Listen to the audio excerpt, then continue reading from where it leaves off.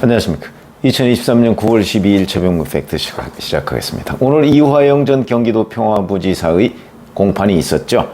여기서 그 이재명 대표와 쌍방울 대북송금 보고를 했다 안 했다 뭐 이런 그 논란이 있었는데, 이 문제에 대해서 최종적으로 본인이 했던 검찰 진술에 동의하지 않는다, 이렇게 얘기를 했습니다. 그러니까 이재명 당시 경기도지사한테 쌍방울 대북송금이나 아니면 이재명 경기도지사의 방북 비용에 대해서 보고하지 않았다, 이런 태도를 유지한다는 뜻입니다.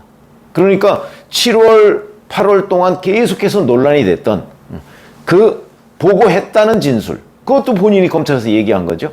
근데 이 부분을 뒤집은 겁니다. 뒤집은 걸 확정한 거죠. 뒤집었다는 얘기는 제가 지난주에 해드렸는데, 자, 그러면은 이화영 전 부지사의 진술이라는 것은 그동안 구속 후에 어떻게 바뀌어 왔느냐, 이런 부분인데, 작년 10월에 구속됐습니다. 그리고 나서 이제 줄곧 이재명 대표와의 연관성을 부인해 왔죠. 그리고 이재명 대표 본인도 아니 쌍방울과 이재명이 무슨 관계예요? 내복 하나 사입은 것밖에 없습니다, 뭐 이런 식의 코미디 같은 해명을 내놓고 했었는데, 올해 6월 중순쯤부터 이화영 전 부지사가 도저히 자기 혼자 버틸 수가 없다라는 판단으로 보입니다. 그래서 이 진술을 바꿨죠. 그래서 스마트팜 사업비 대납 부분은 여전히 똑같은 태도를 유지하지만, 이재명 경기도지사의 방북 부분에 관해서는 쌍방울이 대납을 해줬다 하는 사실을 이재명 대표한테 보고를 했고, 보고를 2번을 했는데 2019년 7월과 12월에 그때마다 이재명 당시 경기도지사는 알았다, 이렇게 얘기를 했다. 알았다. 심지어는 이화영 전 부지사가 돈이 좀 든답니다 라고 얘기하니까 알아서 하세요 라고 얘기했다는 아주 구체적인 워딩까지 나오는 상황이었는데, 이 부분을 이제 이화영 전 부지사의 부인이 계속해서 뒤집기 위해서, 누구를 위해서? 바로 이재명 대표를 위해서 노력을 한 결과, 그거는 이제 여러 차례 그동안 말씀드렸죠.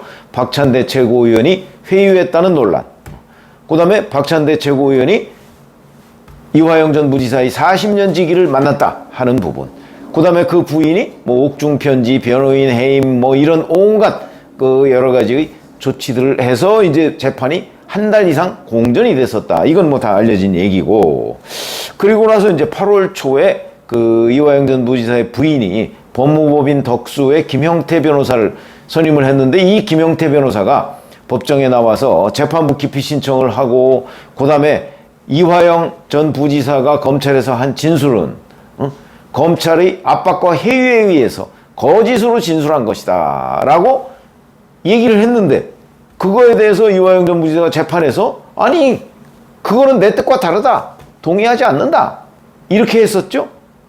그래서 이제 그러면 이화영 전 부지사가 그 검찰에서 했던 진술을 유지하는 것 아니냐, 그때까지는 유지를 하고 있었습니다. 그런데 다시 또 그 서민석 변호사를 이제 해임하고 이화영 전 부지사 부인이, 그리고 선임한 사람이 바로 경기도의원 민주당 소속인 김광민 변호사입니다. 김광민 변호사가 선임되자마자 곧바로 그 김형태 변호사가 했던 것과 똑같은 주장을 기자들한테 했고요. 뭐 조만간 입장 발표를 한다고 하더니 9월 7일에 이화영 전 부지사가 진술을 또 바꿨다, 이렇게 선언을 한 겁니다. 그 얘기를 듣고 이재명 대표가 9월 9일에 검찰 조사를 받은 거죠.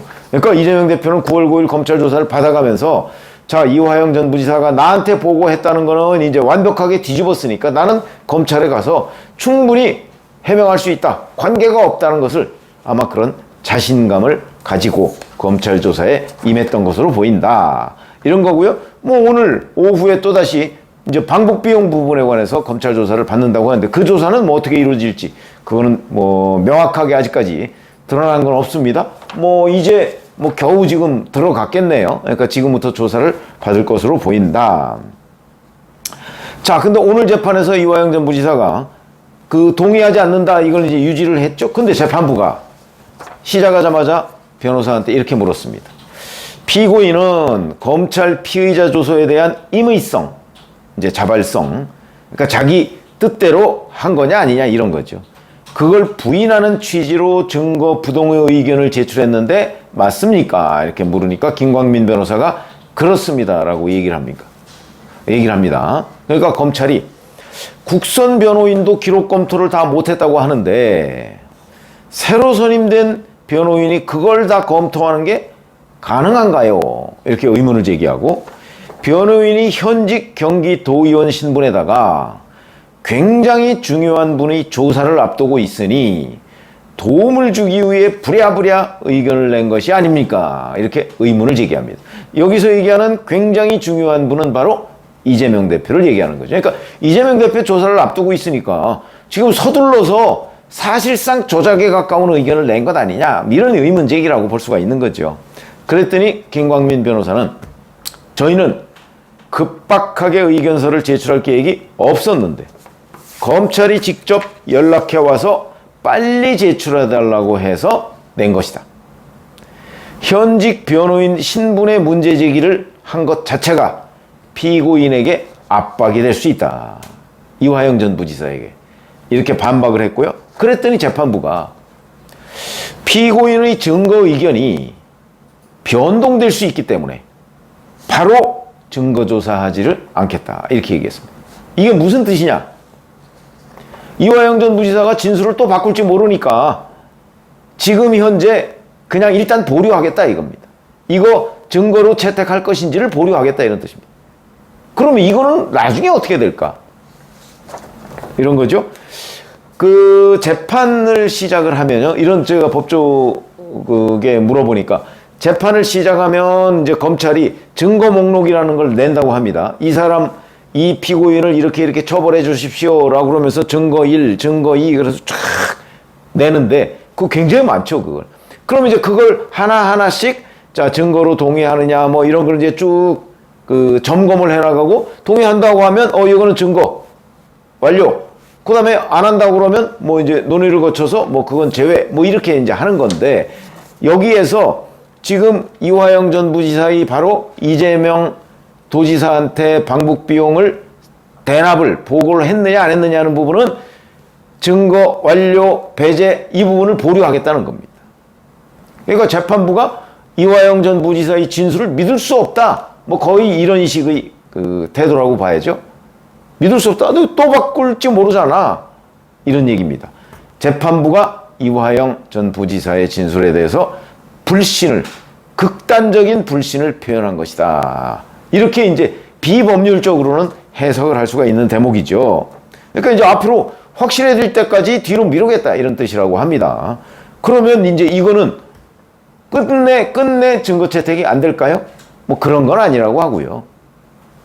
다른 것들을 이제 대부분 다 처리하고 난 다음에 뭐 그때까지도 만약에 이화영 전 부지사가 이 진술을 유지하겠다고 한다면 증거로 채택이 될 텐데, 그런데 문제는 어디에 있냐?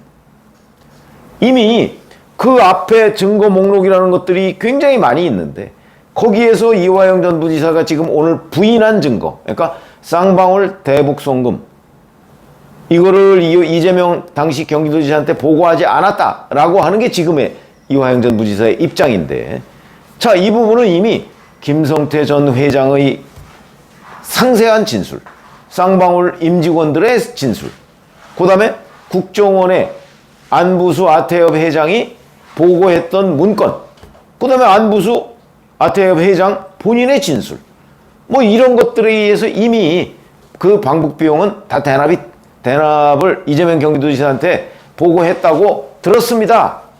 누구한테? 이화영 전 부지사한테. 김성태 전 회장의 경우에는 그렇게 그 진술을 했죠. 그런 것들이 다 일치하기 때문에, 또 이 스마트팜 사업비 대납 같은 경우는 안부수 회장의 1심 선고에서 5월 말에 이미 인정이 됐습니다. 그렇기 때문에 이날 증거 채택 보류 이렇게 된다고 하더라도 나중에 가면 이화영 전 부지사 이 부분은 의미가 없어진다. 왜냐하면 이미 다른 사람에 의해서 다 증거로 확인됐기 때문에. 다만 이게 의미를 갖는 거는 이재명 대표가 보고를 받았느냐 안 받았느냐, 이걸 가지고만 의미를 갖는 거죠. 그래서 이재명 대표에 대한 구속영장을 청구하고 하는데 이화영 전 부지사가 이렇게 진술했습니다. 라는 걸 뒷받침할 수 있는 증거로는 이제 채택이 보류됐으니까 못 쓰는 거지만, 그러나 궁극적으로 봐서 이화영 재판에서 이화영 본인이 재판부로부터 이 진술의 일관성에 대해서 강력한 의심을 받고 있는 거기 때문에, 이렇게 된다면 이화영 전 부지사한테 이 진술을, 또 검찰에서 했던 진술을 바꿈으로써 뭐 굉장히 불리한 인상을 판사한테 지우게 됐다. 다만 이재명 대표와의 관련성에서는 일단 방어막을 치긴 했지만 본인한테는 결정적으로 불리하게 되는 거죠. 뭐 이런 걸 뭐라고 해야 되는지 모르겠습니다만은, 여하튼 이재명 대표를 위해서 그 본인은 뭐 희생을 했다고 봐야 되나요? 아니면 계속 거짓말을 할 수밖에 없는 거. 그러나 재판부가 그 부분에 관해서 그 보류를 해놨기 때문에 이화영 재판 막바지에 가면 이 이화영 전 부지사의 뭐 증거 부동이 오늘 한 이 부분은 별 의미가 없어진다. 다만 이제 이재명 경기도지사와의 관계, 그거는 뭐 이재명 경기도지사, 아니 이재명 대표에 대한 뭐 구속영장 청구되고 그러면 거기에만 안 들어갈 뿐이지, 아마 이화영 전 부지사가 한때 이러이러한 진술을 했었다, 그런데 뒤집었다 하는 그 과정, 또 뒤집는 과정은 일종의 증거인멸 과정으로도 볼 수 있기 때문에 이런 부분까지는 충분히 뒷받침 자료로서 쓰일 수는 있겠다. 그러니까 이화영 전 부지사의 오늘 이 증거 부동이라는 것이 재판부의 불신만 초래했을 뿐이지 실질적으로 뭐 본인에게 도움이 안 될 뿐더러, 그리고 이재명 대표의 혐의 내용 여기에도 크게 도움되는 내용은 아니다, 이렇게 평가를 할 수가 있겠습니다. 고맙습니다.